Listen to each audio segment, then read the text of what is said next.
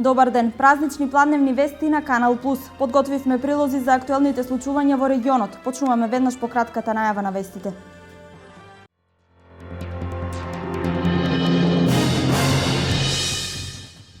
Муслиманите денес го слават Рамазанскиот бајрам, еден од двата најзначајни исламски празника кои го одбележуваат крајот на постот. Тропските горештини се причина за екстремно висока потрошувачка на вода. Засега на истокот водоснабдувањето главно е стабилно, без рестрикции, но со апел за рационално користење на водата.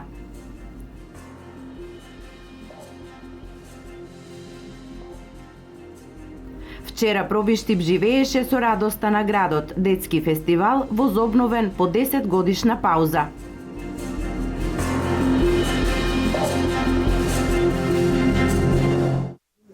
Министерот за транспорт и врски Владо Мисајловски денес извршува увид во градежните работи на патниот правец Велес-Штип кај Кадрифаково на потегот кај село Мамутчево. Реконструкцијата на овој патен правец со вкупна должина од 24 километри започна во октомври 2013 година и се предвидува да заврши до крајот на годинава. Градежните работи чинат 15 милиони евра. Со реконструкцијата широчината на патот ќе се зголеми од 6,40 на 11 метри.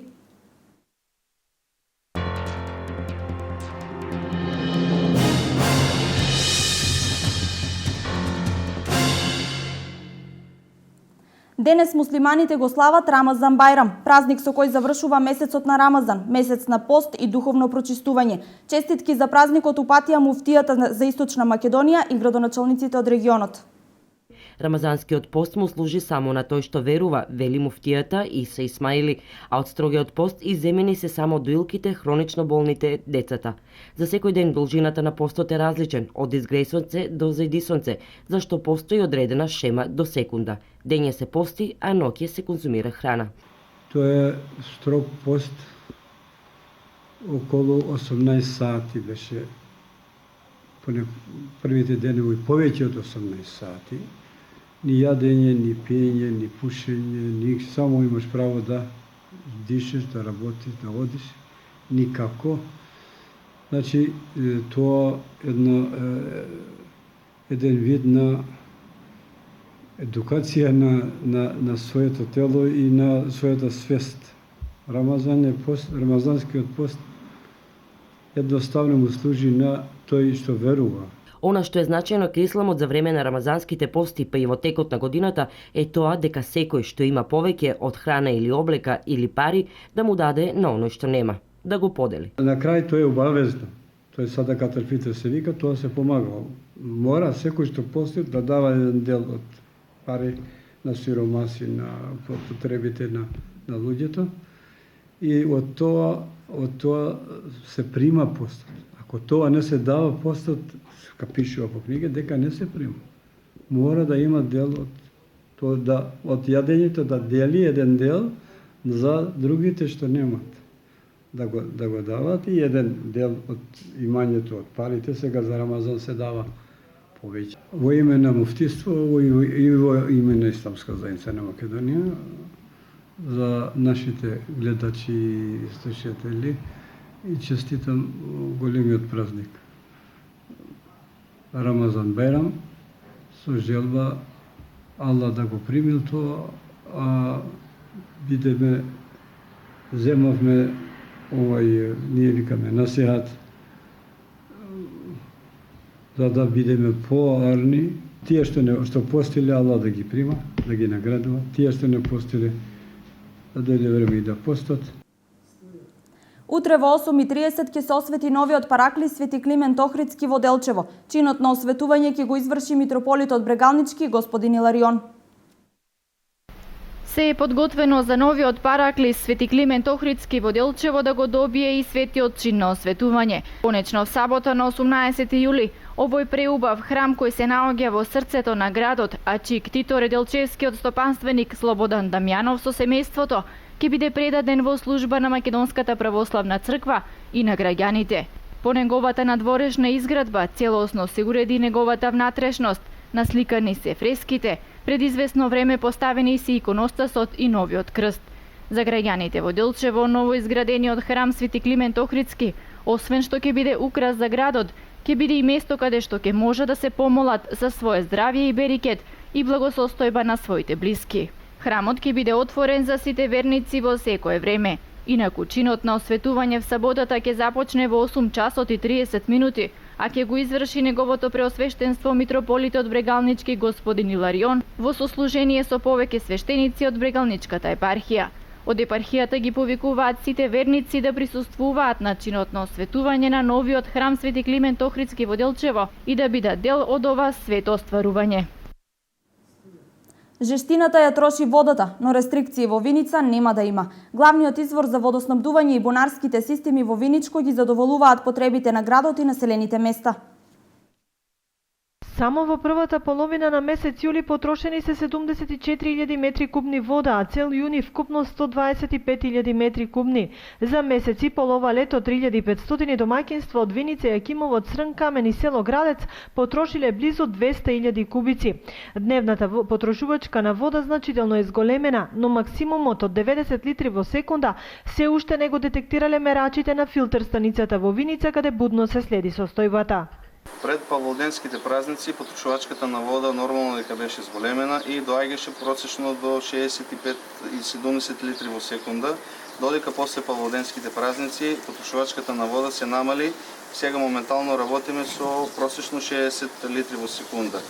Минималната потрошувачка паѓа до 55-52 литри во секунда, додека максималната во пополнените часови достигнува до 65 и 67 литри во секунда.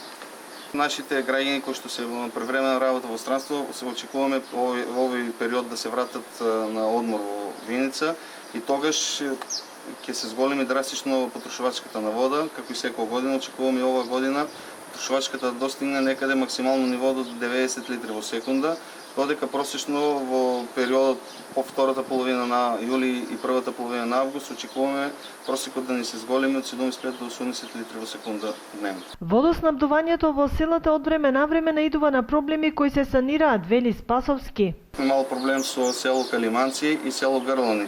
Ситуацијата во село Калиманци беше немаше доволни количини на вода кои што доаѓаа во бунарското построение. И во делот на наплатата, поголем прилив се очекува до крајот на летото. Ги интензивиравме активностите околу наплатата, бидејќи очекуваме, како што кажав, прилив на нашите иселеници да дојдат сега и очекуваме наплатата да се зголеми и да достигне едно ниво над 90%. Инаку просечно годишна наплата имаме околу 75%, што не е задоволително, меѓутоа се трудиме на различни начини да го зголемиме процентот на наплата, за да може јавното предпријатие нормално да ги обавува своите обврски кон доверителите. Виница не треба да стравува од високите температури и нема потреба од рестрикции во водоснабдувањето. Децидни се во јавното предпријатие. Вода има доволно како во изворот на Градечка река, така и во бунарските системи кои се уште не се вклучени. Од програмата за рурален развој е се поактуелна кај земјоделските производители на крајниот исток. Расте бројот на млади земјоделци заинтересирани да ги искористат бенефитите за нова земјоделска механизација.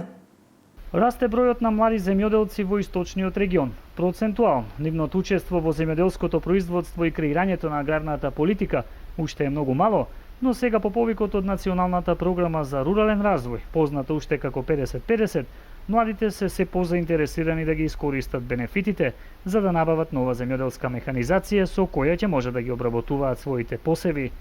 На почетокот во Западна Македонија интересот е огромен, затоа што понудата е многу интересна. Станува збор за земјоделски стопанства што може да аплицираат, а се занимаваат со житни култури, индустријски култури и фуражни култури, вклучувајќи го и тутунот. Значи до сега тутунот нигде не влегуваше, ова е прв пат Националната програма да го распише и тутунот за можност за апликација, но со потребни услови, површински услови. Тоа се за тутун 5 декари, односно 0,5 хектари, а за сите други култури кои што влегуваат во житни, индустријски и фуражни се 15 декари, односно 1,5 хектари. Само во првите 3 дена имам изготвено околу 80 апликации, што значи интересот е многу огромен, доколку станува збор за Западна Македонија. Во наредните 2 недели ќе ги информираме земјоделците од Источна Македонија и очекуваме голем одзив за апликации. Интересот во нашата општина сега за овој повик е доста добар. За сега имаме интерес за житните култури највеќе. До сега немаме ни едно барање за тутун, бидејќи тутунот треба да има 5 декари. Со новата земјоделска механизација и со враќање на инвестицијата до 75%, доколку земјоделското стопанство аплицира од неразвиено рурално подрачје, земјоделците ќе можат да се снабдат со земјоделски машини за отпочнување на сопствен агробизнис. За сите оние земјоделски стопанства кои што немаат доволно средства да инвестираат во почетокот, на располагање гарантниот фонд во кој што имаме на располагање $25 милиони и стојат на располагање само за земјоделските стопанства кои што имаат решение за набавка на механизација. До сега во подрачната единица на Агенцијата за поттикнување на земјоделството во Делчево, интерес за овој повик пројавиле над 60 земјоделци. Инаку до пред неколку години само 1% од земјоделците во државата ги обработуваа нивите со нова земјоделска механизација, а во последните 10 години се купени над 400 нови трактори. Сега се очекува оваа бројка да се надмине. Рокот за аплицирање за мерката 121 за набавка на нова земјоделска механизација трае до крајот на август. После 10-годишна пауза во Пробиштип се одржа второто издание на фестивалот за деца Радоста на градот. Возобновена е соработката со француски културни институции, а фестивалот освен забавен има и донаторски карактер. Вчерашниот ден во Пробиштип помина во знакот на детскиот фестивал Радоста на градот, на кој почесни гости беа представници од Франција. Како резултат на соработката помеѓу Македонија и Француската асоциација ИФЕТ, беа донирани повеќе реквизити за дечињата кои зедоа учество на фестивалот. Навистина им значи, верувајте дека една мајчка, тренерки, балетанки, за самото тоа нивно ангажирање тука многу им значи и навистина е убаво да си дете и да се задоволуваш се уште со мали работи да ти значат. Гостите од Франција задоволни од пречекот и престојот во Пробиштип. Веќе утре продолжуваат во Скопје, а оттаму во Охрид. Тука дојден со 6 млади, тој е едукатор и дека нивниот сиеж е 60 на километри од Париз, градот се вика Обержонвил. Задоволни се од пречекот, значи луѓето се срдечни, секогаш насмеани, добро се пречекани. Пред вестите од светот известување од Министерството за внатрешни работи. Поради изголемениот интерес на граѓаните, управните служби во сите градови ќе работат и во сабота од 8:30 до 16:30 часот за издавање на веќе изработените патни исправи.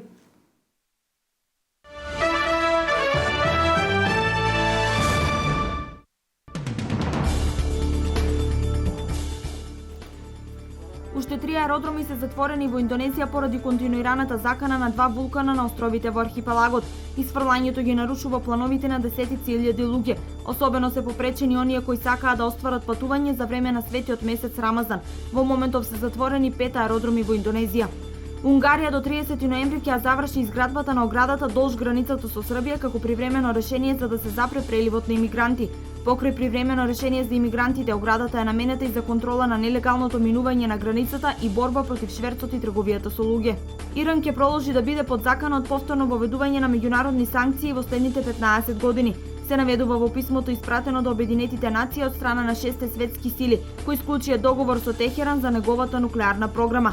Важноста на договорот е 10 години и предвидува укинување на санкциите во замена за гаранции дека Иран нема да произведе атомска бомба.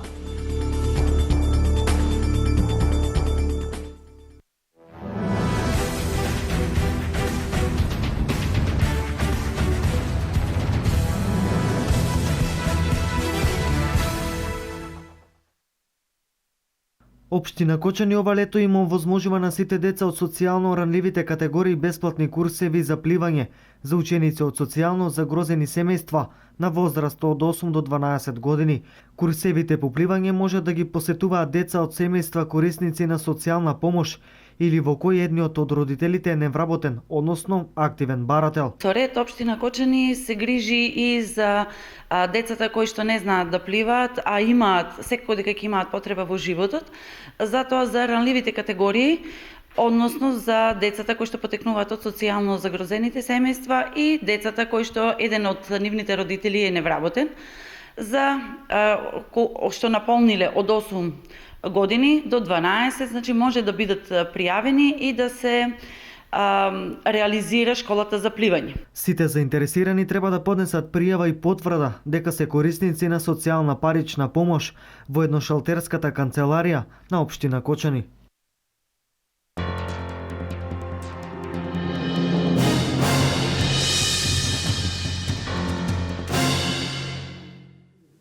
Ова е се што подготвивме во ова информативно издание. Повеќе за настаните на денот гледајте во Дневникот во 16:30 и на веб порталот kanalplus.mk. Имајте убав празничен ден.